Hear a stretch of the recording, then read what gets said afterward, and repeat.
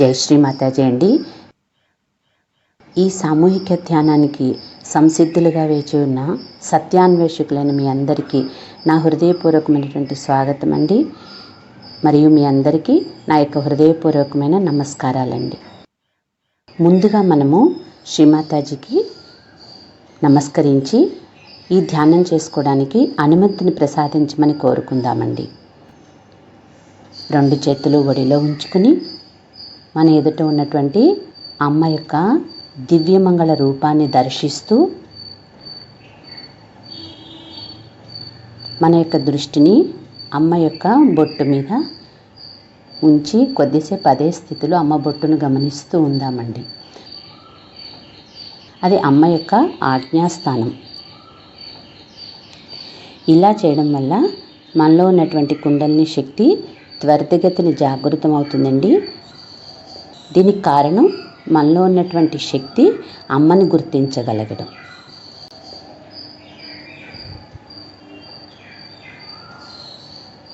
అమ్మ సర్వము మీరేనమ్మా. అమ్మ దయ ఉంచి మా యొక్క హృదయంలోనికి రండి తల్లి. అమ్మ దయ ఉంచి మాకు ఆంతరంగికమైనటువంటి శాంతిని, నమ్రతను ప్రసాదించండి తల్లి. మా దయ ఉంచి మాకు ఈ ధ్యానం చేసుకోవడానికి కావలసిన శక్తిని, సానుకూలమైనటువంటి వాతావరణాన్ని ప్రసాదించి మాకు ఈ ధ్యానం చేసుకోవడానికి అనుమతిని ప్రసాదించండి తల్లి. మంచి ధ్యాన స్థితిని ప్రసాదించండి అమ్మా. కలెక్టివ్ బంధం తీసుకుందామండి.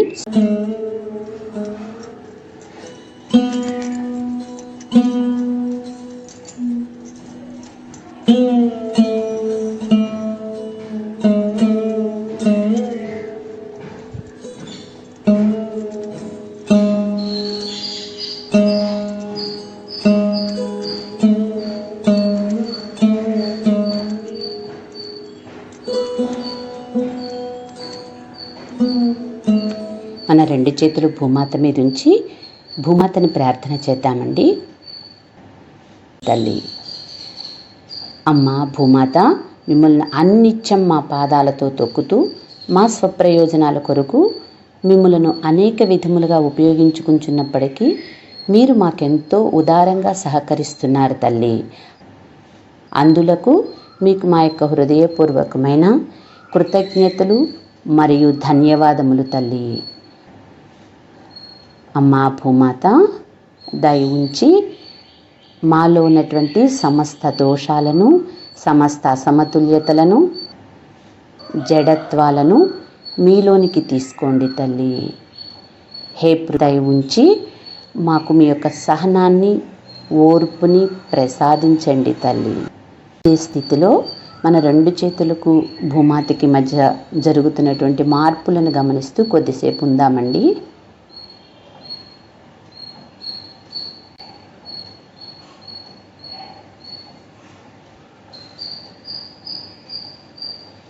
కుడి చేతిని అదే విధంగా ఉంచుదాం భూమాత మీద. ఎడమ చేతిని ఒడిలో ఉంచుకుని అమ్మ దయ ఉంచి మా యొక్క ఎడమ పార్శ్వంలో ఉన్న సమస్త తమోగుణ దోషాలను, మాలో ఉన్నటువంటి భయాలను, మాలో ఉన్న అన్ని రకాలైనటువంటి ఎమోషన్స్ను, మాలోని కండిషన్స్ను దయ ఉంచి మీ యొక్క పృథ్వీ తత్వము ద్వారా తొలగించండి తల్లి.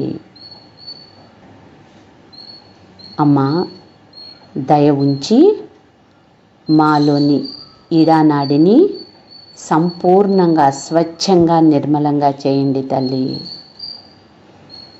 అమ్మా దయ ఉంచి మాలోని శుద్ధ ఇచ్ఛను జాగృతం చేయండి తల్లి. మన యొక్క ఎడమ అరిచేతిలో మరియు మన యొక్క కుడి చేతికి భూమాతకి మధ్యలో జరుగుతున్న మార్పులను గమనిస్తూ కొద్దిసేపు ఇదే స్థితిలో ఉందామండి.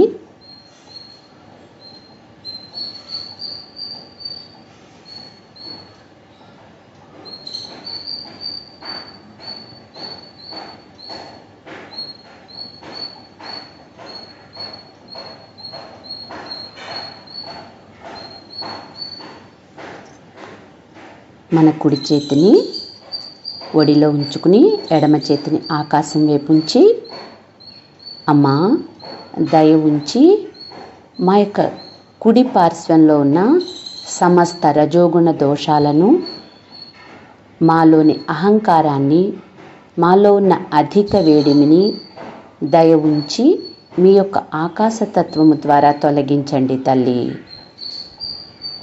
అమ్మా దయ ఉంచి మా యొక్క పింగళా నాడిని సంపూర్ణంగా పరిశుద్ధం చేయండి తల్లి. అమ్మా దయ ఉంచి మా చిత్తాన్ని నిశ్చలం చేయండి తల్లి. అమ్మా దయ ఉంచి మాలోని క్రియాశక్తిని సంపూర్ణంగా జాగృతం చేయండి తల్లి. మన యొక్క కుడి అరిచేతిలో మన యొక్క ఎడమ చేతి వేళ్ల చివర్లలో కొనలలో వస్తున్నటువంటి మార్పులను గమనిస్తూ కొద్దిసేపు ఇదే స్థితిలో ఉందామండి.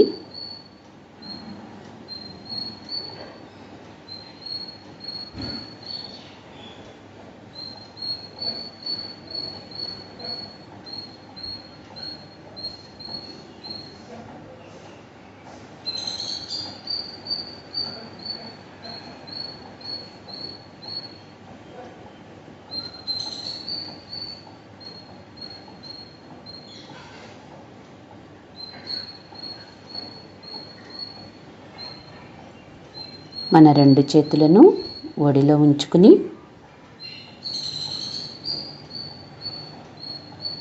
అమ్మా దయ ఉంచి మాలోని ఇచ్ఛా క్రియాశక్తులను, ఈడా పింగళా నాడులను దయ ఉంచి సంపూర్ణంగా సమతుల్యం చేయండి తల్లి. అమ్మా దయ ఉంచి మమ్ములను సదా వర్తమానంలో ఉండేటట్టు, వాస్తవంలో నడుచుకునేటట్టు అనుగ్రహించండి తల్లి. అమ్మా దయ ఉంచి మాలోని సుషుమ్నా మార్గాన్ని సంపూర్ణంగా తెరవండి తల్లి.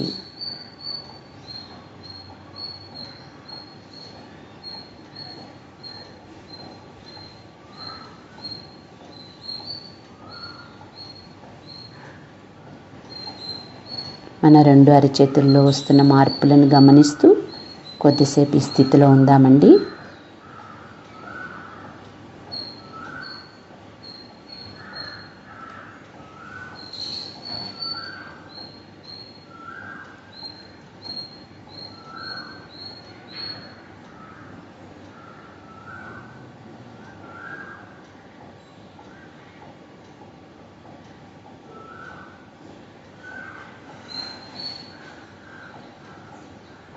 మన చిత్తాన్ని సహస్రారం మీద ఉంచి వెన్ను నిటారుగా ఉంచుకుని, తలను కొంచెం ముందరికి వంచుకుని, కళ్ళు మూసుకుని అంతర్ముఖులమై మనం గమనించుకుందామండి. మనం తీసుకునేటువంటి ఈ చిన్న చిన్న మెళకువలన్నీ కూడా మనం ధ్యానంలోకి త్వరితగతిన వెళ్ళడానికి ఉపకరిస్తాయండి. కళ్ళు మూసుకుని అంతర్ముఖులమై మనం గమనించుకుందామండి. మన ఆలోచనలను గమనిద్దాము. ఇలా చేయడం వల్ల మనలో ఉన్నటువంటి ఆలోచనలు నెమ్మదిగా తగ్గి మనం ఆలోచనలు లేని స్థితికి వెడతామండి.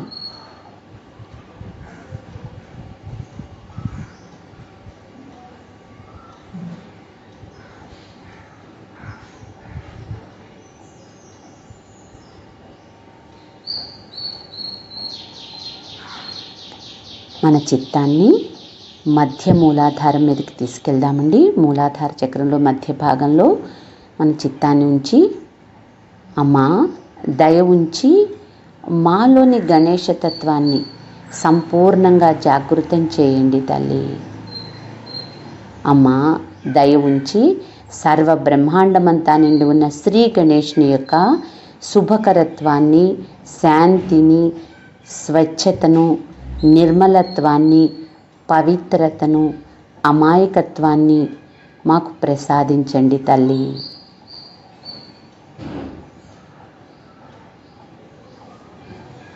మన చిత్తాన్ని అక్కడే ఉంచి 1 నిమిషం పాటు ధ్యానంలో ఉందామండి.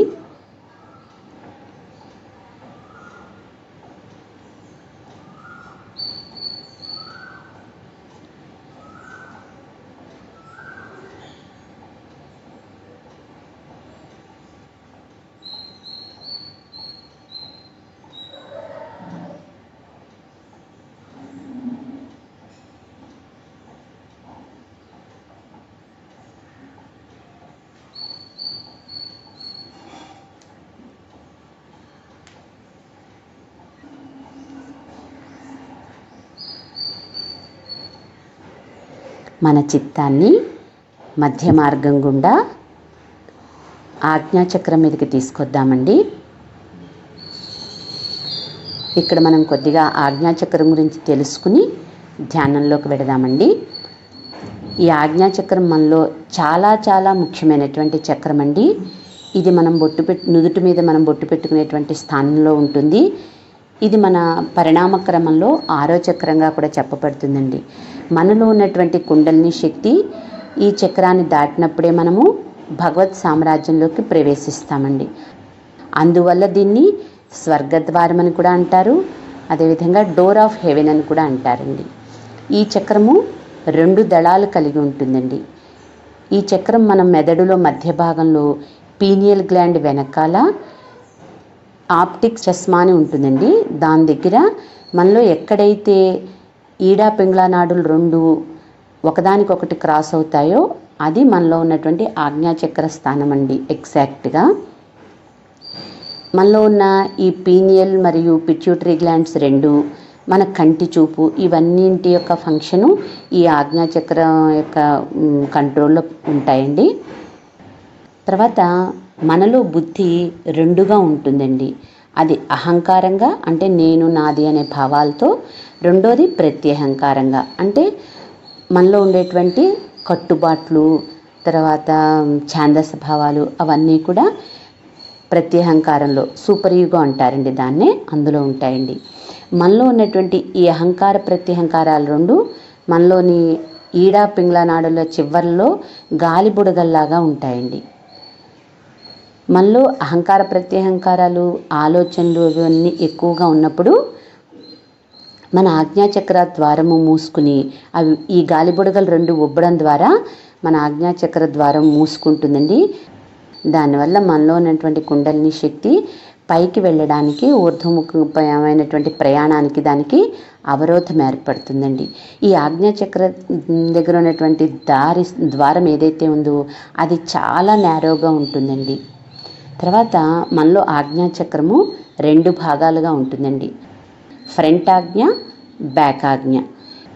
ఈ బ్యాక్ ఆజ్ఞ మన తల వెనుక భాగంలో ఉంటుందండి. దీనిలో మహాగణేశ, మహాభైరవ, హిరణ్యగర్భ అనేటువంటి అధిష్టాన దేవతల్ని కలిగి ఉంటుందండి అది. తర్వాత మన ఫ్రంట్ ఆజ్ఞ మన నుదుటి భాగంలో ఉంటుందండి. ఇది మన మిగిలిన చక్రాల్లో లాగానే ఇది కూడా 3 డివిజన్స్గా ఉంటుందండి. మధ్యలో మధ్య ఆజ్ఞ, ఎడమాజ్ఞ, కుడి ఆజ్ఞగా ఉంటుందండి. మనలో ఎడమాజ్ఞ మన యొక్క కుడి కణత దగ్గర ఉంటుందండి. దాని అధిష్టాన దేవత మహావీర్ జైన్ అండి. అదేవిధంగా మనలో ఉన్నటువంటి కుడి ఆజ్ఞ వచ్చి ఎడమ కణతలో ఉంటుందండి. దాని యొక్క అధిష్టాన దేవత గౌతమ బుద్ధుడండి. తర్వాత మనలో కుండలిని శక్తి ఈ మధ్య ఆజ్ఞ గుండా మాత్రమే ప్రయాణం చేసి సహస్రారంలోకి వెడుతుందండి. ఈ మధ్య ఆజ్ఞ యొక్క అధిష్టాన దేవత మేరీ జీసస్ అండి, జీసస్ క్రైస్ట్ అని. అంటే ఆయన్ని మనము ఈ సమస్య అని కూడా అంటారు. తర్వాత అలాగే యేసుక్రీస్తు అని కూడా పిలుస్తారండి. ఆయన I am the light, I am the path అని తెలియజేశారండి. అంటే నేనే కాంతిని, నేనే మార్గాన్ని అనేటువంటి విషయాన్ని తెలియచేశారండి. మనలో ఉండేటువంటి ఆజ్ఞాచక్రము 2 దళాలని కలిగి ఉంటుందండి. ఈ జీసస్ క్రైస్టు తన యొక్క క్షమాశక్తి ద్వారా మన మానవాళికి విముక్తిని ప్రసాదించారండి. అదేవిధంగా భగవంతుడి యొక్క కరుణాసాగరాన్ని మనందరికీ తెలియచేశారండి. ఆయన రిజరెక్షన్ పొందడం ద్వారా, అంటే పునర్జీవనం పొందడం ద్వారా మానవాళి సులభంగా పునర్జీవనం పొందేటట్టుగా, రిజరెక్షన్ పొందేటట్టుగా చేశారండి. అంటే ఒక మాటలో చెప్పాలంటే ఆయన మనని ఆజ్ఞాచక్రాన్ని దాటించడానికి వచ్చినటువంటి అవతారమూర్తిగా చెప్పచ్చండి. ఆయన మహాశక్తి, మహావ్యక్తినండి. మనలో కుండలిని శక్తి ఆజ్ఞాచక్రాన్ని దాటినప్పుడు మనము ఆలోచనలు లేని స్థితిని, అంటే నిర్విచార స్థితిని, దాన్నే శూన్యస్థితి అంటారండి. దాన్నే జీరో స్టేట్ అని కూడా అంటారు. మనం ఈ ఆలోచన లేని స్థితిని పొంది భగవత్ సామ్రాజ్యంలోకి ప్రవేశించి భగవంతుడితో ఏకమవడం జరుగుతుందండి. తర్వాత ఈ ఆజ్ఞాచక్రంలో ఈ ఇబ్బందులు మనకి దేని వల్ల ఏర్పడుతూ ఉంటాయంటే, మనలో క్షమాతత్వం లేకపోవడం మూలంగా, మనలో ఆలోచనలు ఎక్కువగా ఉండడం వల్ల, తర్వాత మనలో అహంకారం, అంటే నేను, నాది అనేటువంటి భావాలతో ఉన్నప్పుడు డామినేటింగ్ నేచర్ ఉండడము, తర్వాత అగ్రెసివ్గా ఉండడం, కోపం కలిగి ఉండడము, ఆవేశం కలిగి ఉండడం, దురుస్తనంగా ఉండడం, ఇవన్నీ కూడా ఈ చక్రంలో ఇబ్బందులు కలిగిస్తూ ఉంటాయండి. ఇంతేకాకుండా మనలో ఉన్నటువంటి సూపర్ ఈగోకి సంబంధించినటువంటి గత స్మృతుల వల్ల, మనలో ఉన్న కట్టుబాట్ల వల్ల, ఛాందస్ భావాలు, అంటే సూపర్ స్టిషన్స్ అంటారండి, వీటన్నింటి వల్ల కూడా ఈ చక్రంలో మనకి ఇబ్బందులు కలుగుతాయండి. తర్వాత మన కంటి దృష్టిలో చెడు దృష్టి కలిగి ఉండడం వల్ల కూడా ఈ చక్రంలో ఇబ్బందులు వస్తాయండి. అదేవిధంగా మనకి కొంతమందికి చంచలమైనటువంటి కళ్ళు ఉంటాయండి, దానివల్ల కూడా ఈ ఆజ్ఞాచక్రంలో ఇబ్బందులు ఉంటాయండి. ఈ ఆజ్ఞాచక్రంలో వచ్చేటువంటి సమస్యలన్నింటిని కూడా ఎలా క్లియర్ చేసుకోవాలో కూడా మనం తెలుసుకుందామండి. ప్రతినిత్యం మనం ధ్యానం సాధన చేయడం ద్వారా, తర్వాత మనం క్షమాతత్వాన్ని మనలో అభివృద్ధి పరచుకోవడం ద్వారా, అంటే అందరినీ క్షమించడం, మనం క్షమించుకోవడం ద్వారా, తర్వాత ఎటువంటి ఆర్గ్యుమెంట్స్లోకి వెళ్ళకుండా, వాదోపవాదాల్లోకి వెళ్ళకుండా ఉండడం ద్వారా, రియాక్షన్స్ గురికాకుండా ఉండడం ద్వారా, నమ్రతా స్వభావాన్ని కలిగి ఉండడం ద్వారా, తర్వాత వర్తమానంలో ఉండడం, ప్రజెంట్ స్టేట్లో ఉండడం ద్వారా, తర్వాత బైబిల్లో మనకి లార్డ్స్ ప్రేయర్ అని చెప్పేసి, అంటే భగవంతుని యొక్క ప్రార్థన ఒకటి చెప్పబడిందండి. అది మనం పఠించడం ద్వారా కూడా ఈ చక్రాన్ని మనము అధిగమించగలుగుతామండి. అదేవిధంగా మన నుదుటి భాగంలో మనము బొట్టు పెట్టుకునే చోట మనం బొట్టు పెట్టుకోవడం ద్వారా, నుదుటి భాగంలో మనము బొట్టు పెట్టుకోవడం ద్వారా కూడా ఈ చక్రంలో కొన్ని సమస్యల్ని అధిగమించడంలో అది కూడా మనకి ఉపయుక్తం అవుతుందండి. తర్వాత ఫర్గివ్ అండ్ ఫర్గెట్ అనేటువంటి సిద్ధాంతాన్ని మనం అలవరుచుకోవడం ద్వారా, అంటే అందరినీ క్షమించడం, తర్వాత గతాన్ని మర్చిపోవడం అనేటువంటివి మనం ఆచరించడం అలవాటు చేసుకోవడం ద్వారా కూడా మనం ఈ చక్రంలో ఇబ్బందులకు గురి కాకుండా ఉండగలుగుతామండి. తర్వాత మన దేహంలో కళ్ళు చాలా ప్రధానమైనవి అనేది మన అందరికీ తెలుసునండి. అయితే మన ఈ దృశ్య ప్రపంచాన్ని మనము కళ్ళ ద్వారానే చూడగలుగుతాం. అయితే మనకి కళ్ళు ఎప్పుడు కూడా పరిశుద్ధంగా ఉండాలండి.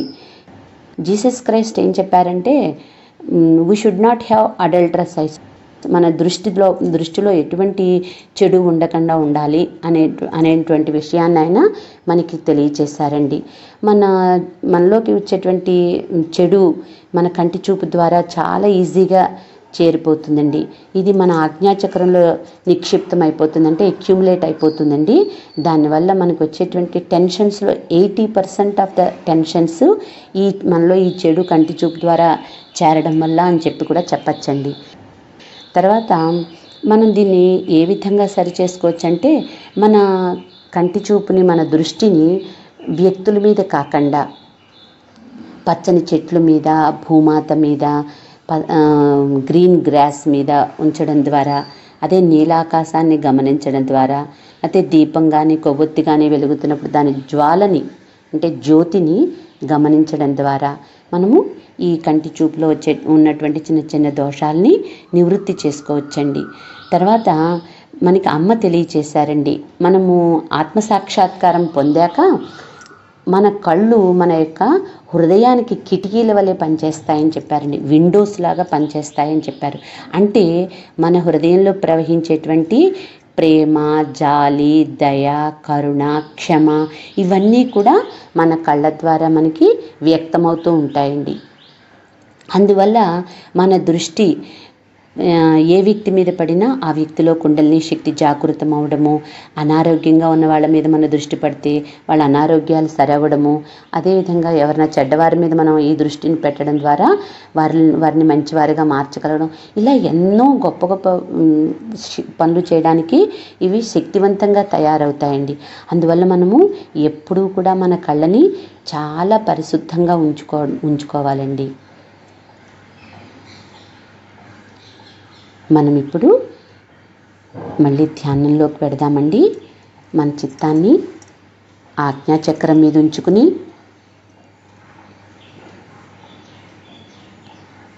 అమ్మా దయ ఉంచి మాకు క్షమాతత్వాన్ని, త్యాగబుద్ధిని ప్రసాదించండి తల్లి. అమ్మా దయ ఉంచి మాకు క్షమాతత్వాన్ని, త్యాగబుద్ధిని ప్రసాదించండి తల్లి. అమ్మా మాలో ఉన్నటువంటి గతానికి, భవిష్యత్తుకి సంబంధించిన ఆలోచనల వల్ల మాకు కలుగుతున్న ఇబ్బందులన్నింటినీ దయతో తొలగించండి తల్లి. అమ్మా మాలోని ఆలోచనలన్నింటినీ దయతో తొలగించండి అమ్మా. మాకు ఆలోచనలు లేని స్థితిని ప్రసాదించండి తల్లి. అమ్మా దయ ఉంచి మమ్ములను క్షమ అనే ఆయుధంతో ఆశీర్వదించండి తల్లి. ఈ చక్రం దగ్గరండి 2 బీజాక్షరాలు కూడా చెప్తారు. ఇవి హం, క్షం అనేటువంటివి. వీటిని మనము ఉచ్చరించడం వల్ల కూడా ఈ చక్రంలో ఉన్నటువంటి దోషాలు తొలగించుకోవచ్చునండి. ఈ చక్రాన్ని మనము దాటడానికి ఉపయోగించుకోవచ్చు. ఒకసారి వాటిని మనము ఇప్పుడు తీసుకుందామండి. 3 సార్లు తీసుకుందాము ఈ విధంగా. ఓం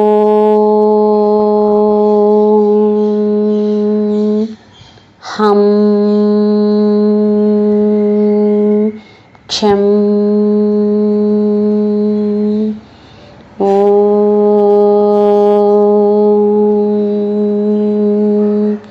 హం క్షం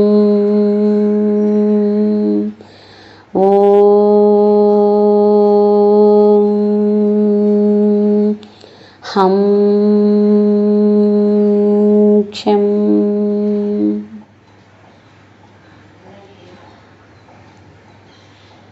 మన చిత్తాన్ని సహస్రారం మీదకి తీసుకెడదామండి. అమ్మా దయ ఉంచి మా సహస్రారంలోనికి రండి తల్లి. అమ్మా దయ ఉంచి మీ బిడ్డలమైన మా అందరి యొక్క సంపూర్ణ సమర్పణను, కృతజ్ఞతలను స్వీకరించండి తల్లి. అమ్మా మాకు ఆత్మ సాక్షాత్కారాన్ని ప్రసాదించి మాకు పునర్జన్మను ప్రసాదించినందులకు మీకు మేము ఎంతగానో రుణపడి ఉన్నాము తల్లి. అమ్మా మీకు మా యొక్క హృదయపూర్వకమైన కృతజ్ఞతలు మరియు ధన్యవాదములు తల్లి. అమ్మా జన్మ జన్మల మహద్భాగ్యంగా మేము పొందిన ఈ ఆత్మసాక్షాత్కారాన్ని మాలో దయ ఉంచి స్థిరపరచండి తల్లి. అమ్మా దయ ఉంచి మాకు నిర్విచారతను ప్రసాదించండి తల్లి. అమ్మా దయ ఉంచి మాకు నిర్విచారతను ప్రసాదించండి తల్లి. అమ్మా దయ ఉంచి మాకు యోగాన్ని ప్రసాదించండి తల్లి. కొద్దిసేపు ధ్యానంలో ఉందామండి.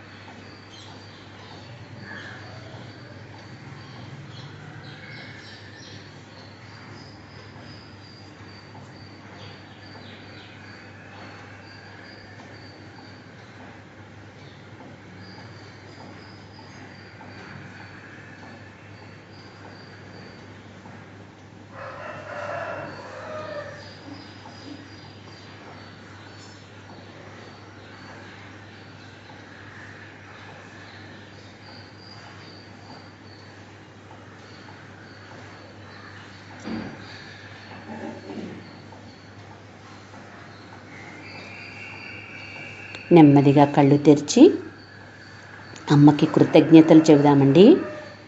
అమ్మా, ఈ ధ్యానం చేసుకునే అవకాశాన్ని ప్రసాదించినందులకు అనేక వేల మా యొక్క హృదయపూర్వకమైన కృతజ్ఞతలు మరియు ధన్యవాదములు తల్లి.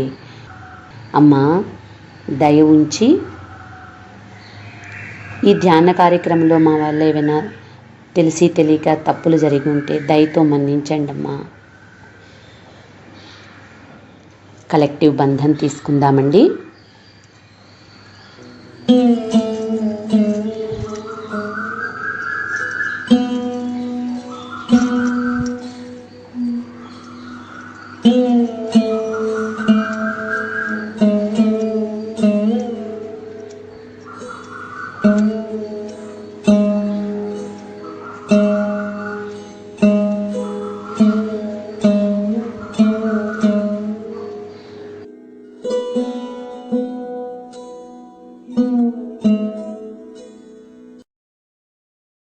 Now one thing is there obstructing Sahasrara is the movement of your agya into thoughts.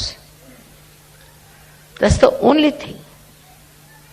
That's the only thing that stops your entry into Sahaja. Thoughts are coming all the time. Because a human being is born who reacts to everything. React to this and react to that, and the thoughts come in and thoughts go. There's a big crowd of thoughts. Because of that, your attention cannot cross over agya and can reside in the Sahasrara. So first of all, one should see what sort of thoughts are coming. You have to condemn yourself sometimes. You have to say, what nonsense, what have I been doing? What's the matter with me? How could I do all that? Once you start doing that, these thoughts will start disappearing. These thoughts are coming from two angles, one from the ego and another from your conditionings. And these are so much built up within you that they don't allow your agya to be crossed.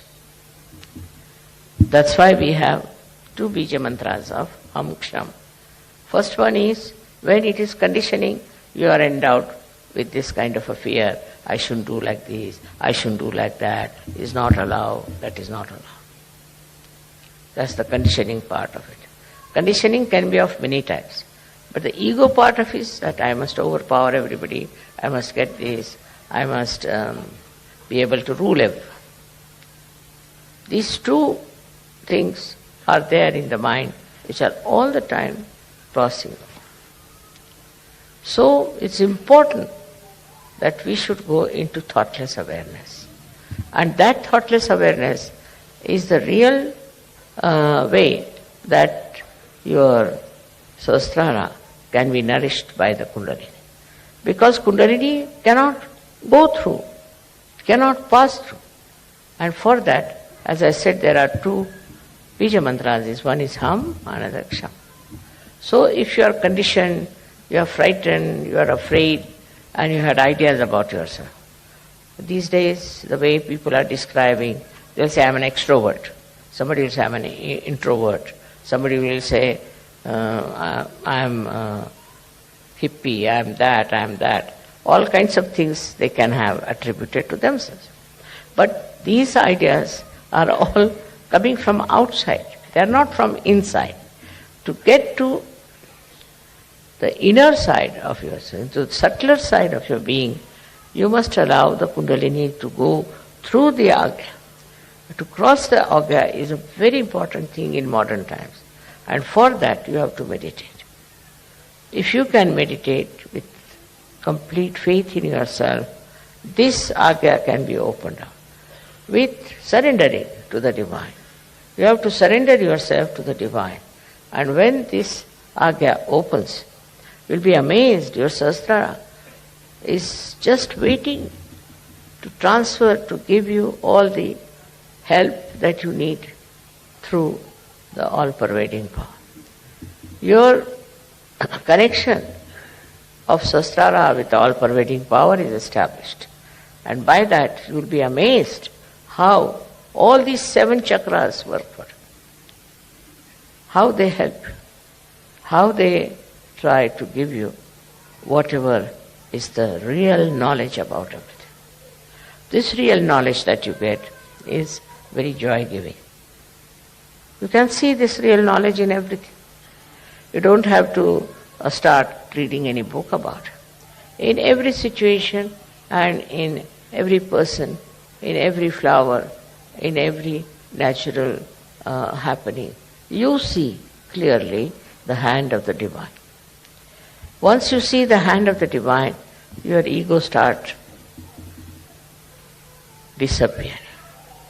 Once you say that it's you do everything. Kabira has said something great about this. He said that when the goat is alive, it goes on saying, I am, I am.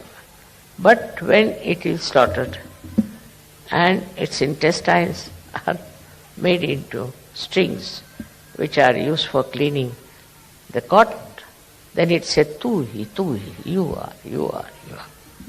See, in this symbolic way, they have suggested that you have to become dissolved into this divine power. It's the divine power that does everything. What am I? I was just a drop, and I fell into this ocean of awareness of the divine power. And that is taking over and working it out. That will help you a lot to be a great surgeon. You develop curing powers, but still you are not proud of it. You developed, of course, awakening powers, you are not proud of it. You develop so many creative powers and you are not proud of it. You become really very, very creative, extremely creative. But the greatest thing happened to you that you become a global personality. So you start seeing the problem of every country, of every other nation where they have problems. But these problems when you see, you don't see like other people. Because others may like to use it for their own purpose, maybe for media, maybe for something. What you want to see is that these problems are solved.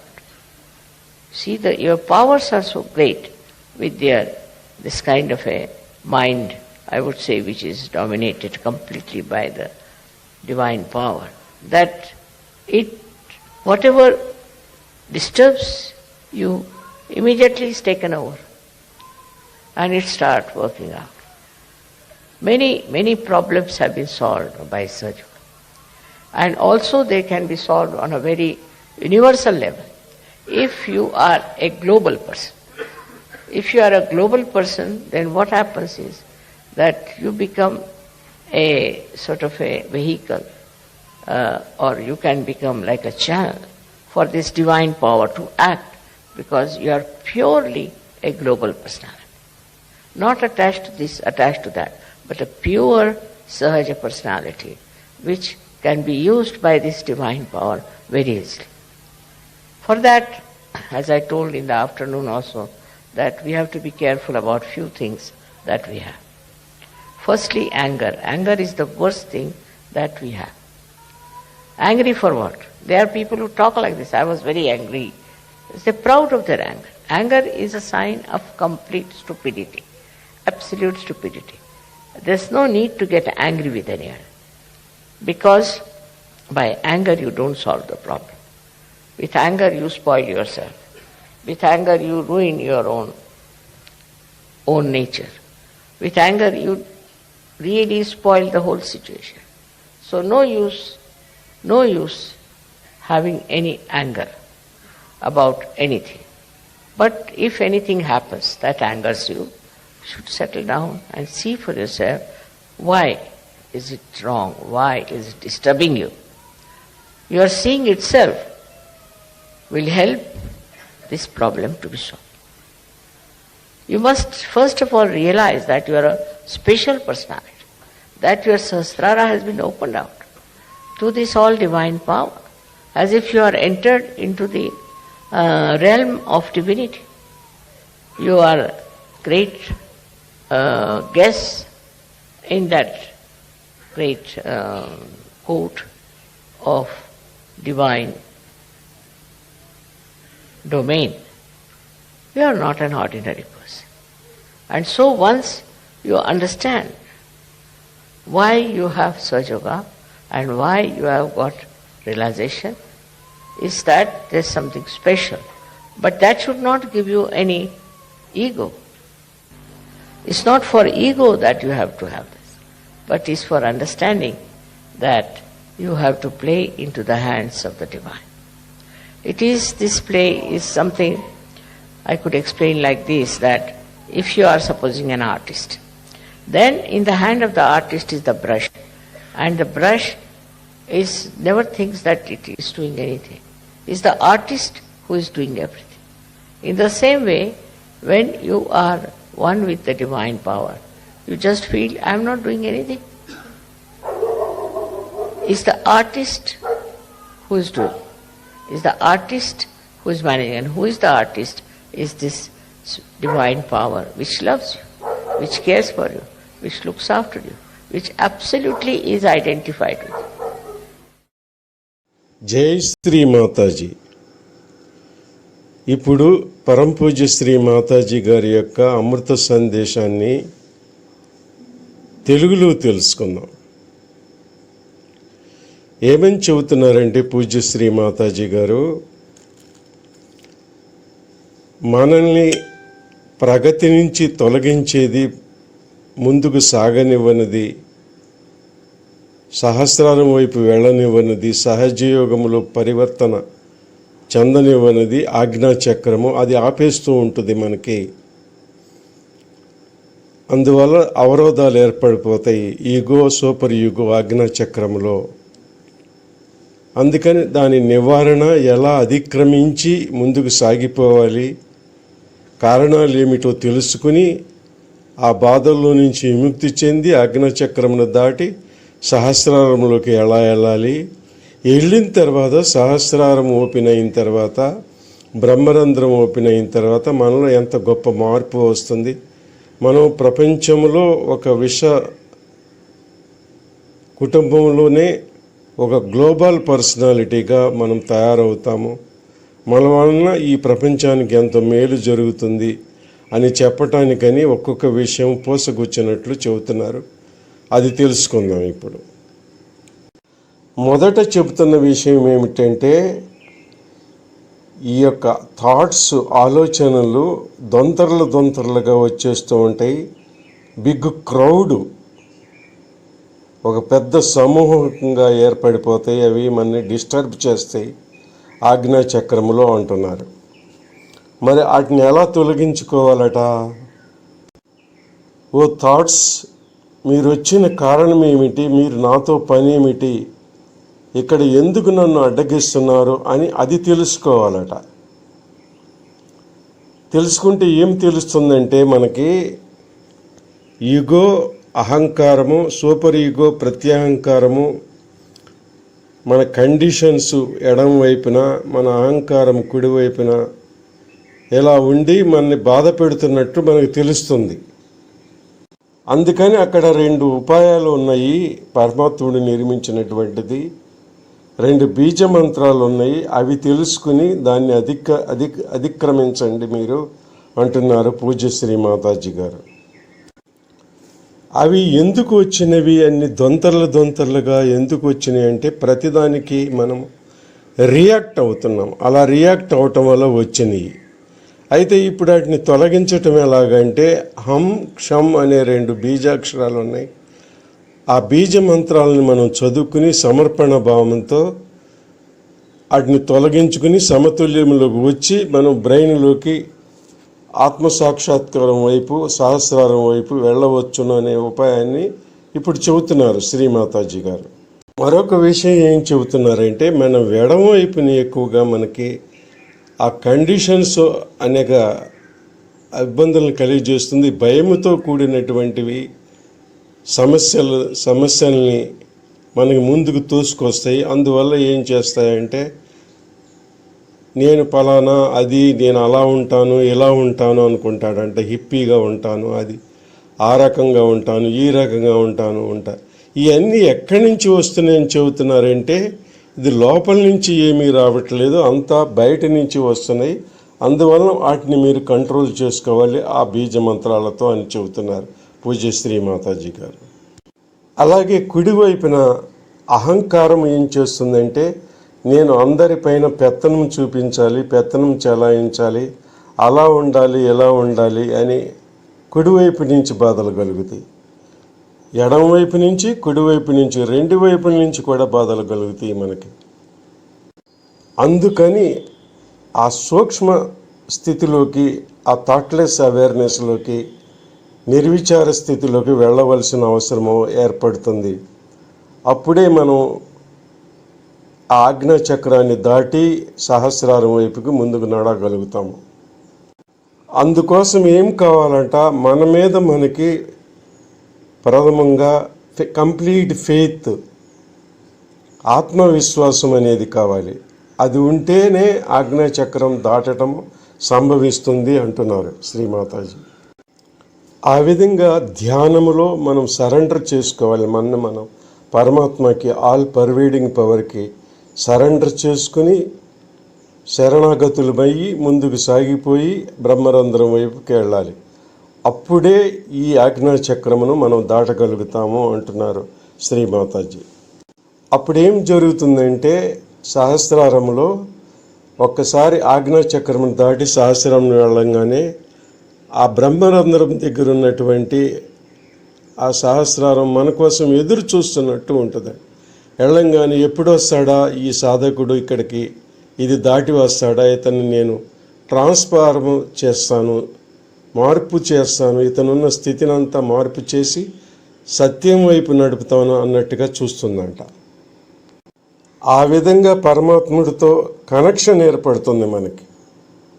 అప్పుడే మనకు పరిపూర్ణమైనటువంటి జ్ఞానము తెలుస్తుంది. అది ఏ పుస్తకము చదవటం వల్ల వచ్చేది కాదు. అలాగే ఈ ప్రకృతి అంతా కూడా మనకు చక్కగా అర్థమవుతుంది. ఈ చెట్టు ఎలా వచ్చింది, దీనికి ఈ ఆకులు ఎలా ఉన్నాయి, పుష్పాలు, ఈ శాఖోపశాఖలు అవన్నీ చక్కగా అర్థమవుతాయి.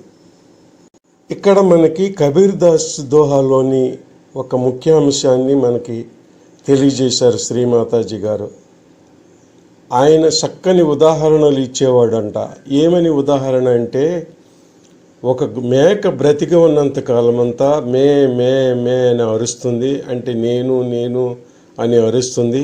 ఒకసారి ఆ మేక చనిపోయినప్పుడు దాని యొక్క పేగుని చక్కగా కడిగి ఎండబెట్టి ఒక దారములాగా చేసి, ఒక తాడులాగా చేసి దాన్ని దూది ఉడకటానికి ఉపయోగించే యంత్రానికి అమర్చినట్లయితే దూది ఉడికేటప్పుడు దాన్ని ఆపరేట్ చేసేటప్పుడు ఏమని శబ్దం ఇస్తుందంటే తూహి తూహి తూహి అనే శబ్దం ఇస్తుంది. అంటే పరమాత్ముడు అంతా నీవేను, నేను చేసింది ఏమీ లేదు అని తెలియజేయటం దాని యొక్క ముఖ్య ఉద్దేశం. అంటే ఇంత చక్కని ఉదాహరణ ఆయన ఇచ్చాడు కదా, అది మనకి వివరిస్తున్నారు శ్రీమాతాజీ గారు. అంటే అంతా పరమాత్ముడి మీద వదిలేసి మనము ఆయనకి సరెండర్ అయ్యి శరణాగతులమయ్యి ముందుకు వెళ్ళాలని మాతాజీ గారు మనకి చెబుతున్నారు శ్రీమాతాజీ గారు.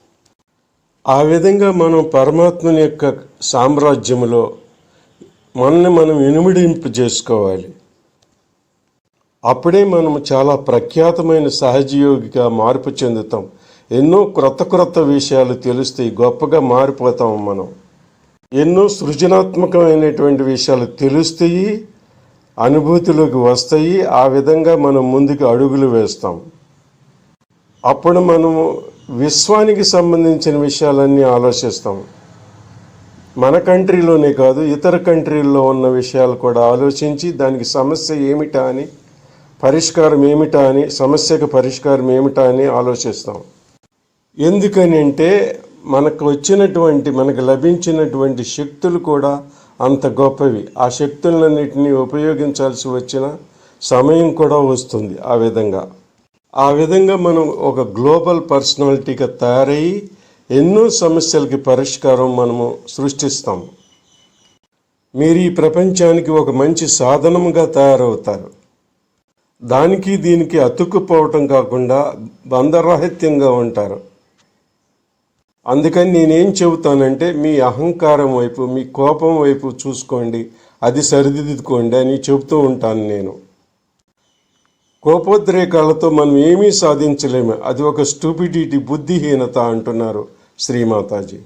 మరి ఏ ఇతర కారణం వలన ఒకవేళ కానీ మనకి యాంగర్, కోపోద్రేకం వచ్చినట్లయితే అది ఎందుకు వచ్చిందా అని ఒక స్థిరీకరణగా దాన్ని ఆలోచించి దానికి పరిష్కారం కనుగొనాలట. తొందరపడి ఏది చేయకూడదు. మనం ముందు తెలుసుకోవాల్సింది ఏంటంటే, మనం ఒక గొప్ప వ్యక్తిమని, మన సహస్రారం ఓపెన్ అయి ఉందని, సమస్య వస్తే పరిష్కారం తెలుసుకోవాలి కానీ తొందరపడి ఏది చేయరాదని చెబుతున్నారు శ్రీమాతాజీ గారు. ఎందుకంటే పరమాత్మని యొక్క చక్కని పదునైన సాధనము మనం, అందువల్ల ఆయన చేతిలో ఉండాలి మనం అంటున్నారు. ఎందుకనంటే చాలా ప్రత్యేకమైన వ్యక్తి కావున పరమాత్ముడు మనల్ని సెలెక్ట్ చేసుకున్నారు. అందుకని ఆత్మసాక్షాత్కారం ఇచ్చారు భగవంతుడు అని తెలుసుకోవాలట. అందుకని దాని కారణంగా అహంకారంలోకి రాకూడదని కూడా జాగ్రత్త చెబుతున్నారు శ్రీమాతాజీ గారు. దానికి ఏం చెబుతున్నారంటే పూజ్య శ్రీమాతాజీ గారు ఒక చిన్న ఉదాహరణని, ఆయన యొక్క అమృత హస్తాలలో మనం ఉండాలి, మన సొంతంగా ఏది ఉండకూడదు.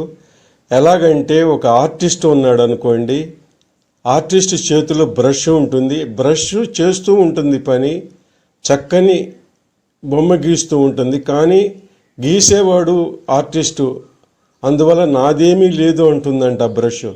అలాగే మనం ఒక బ్రష్ లాగా తయారయ్యి పరమాత్మని యొక్క చేతుల్లో ఉండి, ఆయన చెప్పు చేతుల్లో ఉండి, ఆయన ఎలా నడిపిస్తే అలా నడవాలి. అప్పుడు చక్కని రూపురేఖలు మన జీవితంలో వస్తాయి అంటున్నారు పూజ్య శ్రీమాతాజీ గారు. అదే పరమాత్మనితో ఏకాకారం అవటం అనేది, అదే అసలైన విషయం. అది మనం తెలుసుకోవాలి ముందు. ఆ పరమాత్మ పవర్ మన ఎప్పుడు సదా రక్షిస్తూ ఉంటుంది, ప్రేమిస్తూ ఉంటుంది, మన ముందుకు నడుపుతూ ఉంటుంది. ఆ సత్యాన్ని అనునిత్యము మనం తెలుసుకొని ముందుకు నడవాలి. జై శ్రీమాతాజీ.